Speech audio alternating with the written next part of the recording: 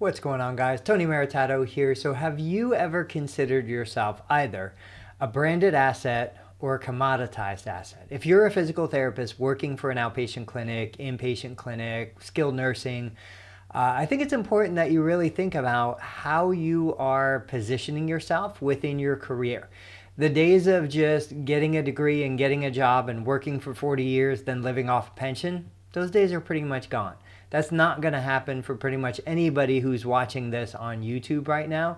So understanding the difference between commoditized asset versus branded asset could be the difference between you making over 6 figures at this stage in your career or you basically making minimum wage as a therapist. So let's talk about that.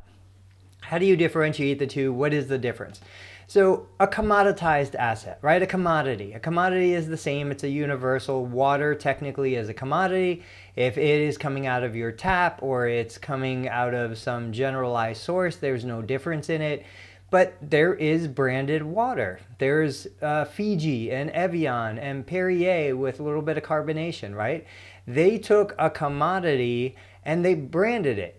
The same can go for you as a licensed physical therapist working in a facility. Just because you're receiving a W-2 at the end of the day does not mean that you shouldn't take the time to invest in building your personal brand, building your, not just your resume, not just your portfolio, but building a community around what it is that you deliver and what it is that you believe is important. And so when we're looking at how to differentiate, a commodity is someone who maybe they're out sick one day, doesn't matter, they're a cog in a wheel. If that therapist is out, another therapist fills the role. Patients don't even think twice about it. They might barely ask where their therapist is. They probably don't even know the therapist's name. That is a commoditized asset. That is something that can just be replaced any given time. But a branded asset, that is when a new patient comes to a clinic that you work for, and the new patient doesn't say, Dr. Smith sent me to this clinic. The new patient says, Dr. Smith sent me to see Tony or Steve or Nancy. That is the beginning sign that you are becoming a branded asset. And if you're out, if you're sick, those patients don't want to come to see anybody else. They want to come to see you. You're the therapist. You're their therapist. And that's what they're coming for. They're less coming for the service and more coming for you. And so as such, there's pros and cons. It's a double-edged sword. So as an employer, the employer wants as close to a commoditized asset as possible, because the reality is the employer is building their business, and if you're a component that's branded within that business, yes, you could bring in new patients, you can bring in new referrals, you can raise revenue, but if you leave, now all of that is gone, because all of that is going with you if you're a branded asset. If you're a commoditized asset, if you leave, they can replace you with somebody else.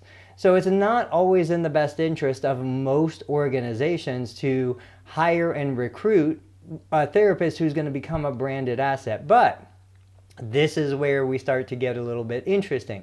So what if there was a business model, a clinic that understood the value of branded assets, that understood their role, the role of the business in the business structure. And instead of just wanting to have cogs in a wheel that they can replace every couple years so that they don't continue to have to make pay raises, they could actually focus on attracting the celebrity of being a physical therapist.